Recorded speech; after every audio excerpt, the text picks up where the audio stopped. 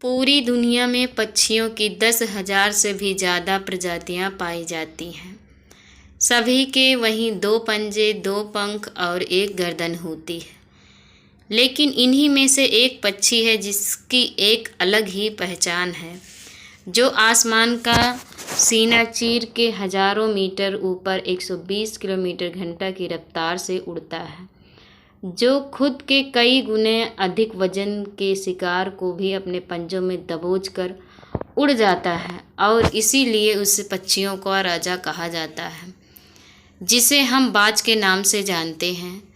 और एक बाज इतना ऊंचा मुकाम हासिल करता है अपनी ट्रेनिंग और अपनी पुनर्जन्म की वजह से।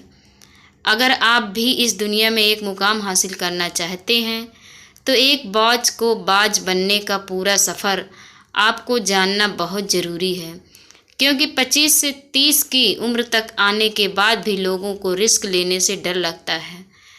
लेकिन एक बाज के जीवन की शुरुआत ही रिस्क से होती है।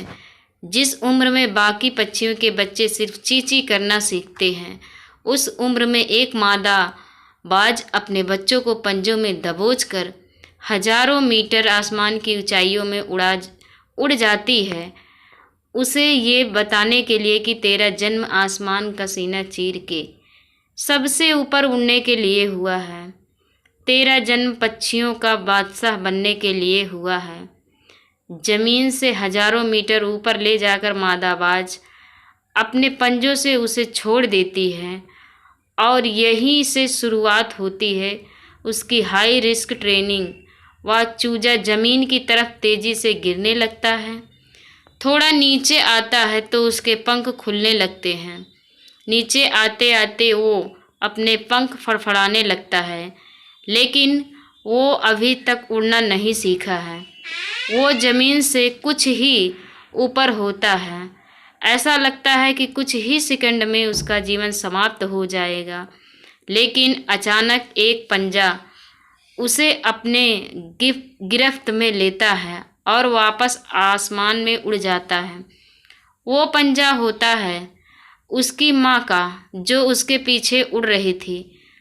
उसकी ये ट्रेनिंग तब तक चलती रहती है जब तक वो उड़ान नहीं सीख जाता है।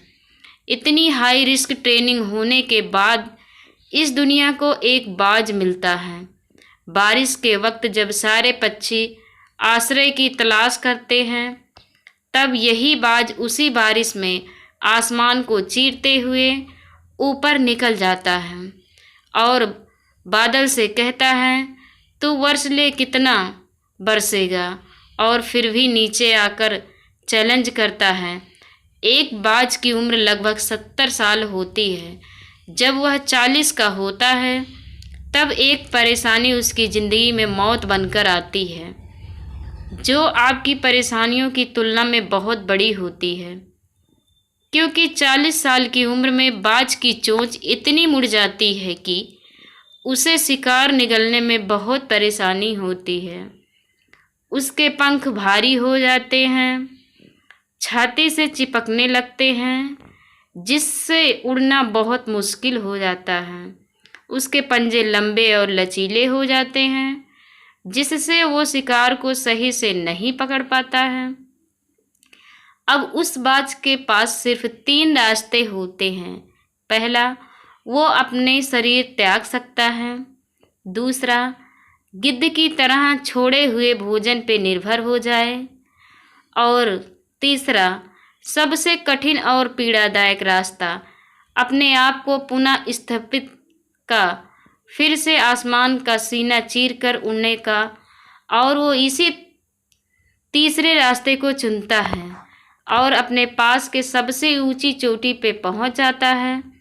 वहां पर अपना घोंसला बना लेता है और फिर शुरुआत होता है परेशानियों को जड़ से उखाड़कर आसमान में उड़ने का सफ़र। वह अपनी चोंच को एक चट्टान पर मार मार कर तोड़ देता है, लहूलुहान हो जाता है और इंतज़ार करता है नई चोंच के आने का। इसके बाद अपनी नई चोंच से अपने पंजों को काट देता है और फिर इंतज़ार करता है नए पंजों के उग आने का। उसके बाद वह अपने एक एक पंख को अपने शरीर से अलग करता है और फिर इंतजार करता है नए पंख उग आने का। और इसी प्रक्रिया में उससे समय लगता है पूरे 5 महीने का। इन 5 महीनों के कड़ी तपस्या से एक बाज का पुनः जन्म होता है। वो फिर से तैयार हो जाता है आसमान का सीना चीरकर उड़ने के लिए। जो 3 रास्ते बाज के पास थे, वही 3 रास्ते आपके पास होते हैं। लेकिन कुछ लोग पहले रास्ते को चुनते हैं और परेशानियों के तले दबकर सुसाइड कर लेते हैं। ज़्यादातर लोग दूसरे रास्ते को चुनते हैं। वे परेशानियों का बोझ पड़ते ही अपने लक्ष्य को छोड़कर एक नॉर्मल लाइफ जीने लगते हैं। और कुछ वे लोग भी होते हैं जो इस परेशानियों को लात मारकर अपनी मेहनत के दम पर बाज की तरह आसमान की बुलंदियों को छूते हैं। दोस्तों, बाज की यह ट्रेनिंग हमें बहुत बड़ी सीख देती है कि अगर रिस्क लेना पड़े तो लो, कि अपने फील्ड में अपने आप को इतना ट्रेंड कर लो कि उस फील्ड में आपसे ऊपर उड़ने के बारे में सोचकर लोगों के पसीने छूट जाएं। तभी आप अपने फील्ड के बादशाह कहलाओगे। दोस्तों, अगर हमारी कहानी अच्छी लगी हो तो चैनल को लाइक, कमेंट, सब्सक्राइब जरूर करें। धन्यवाद।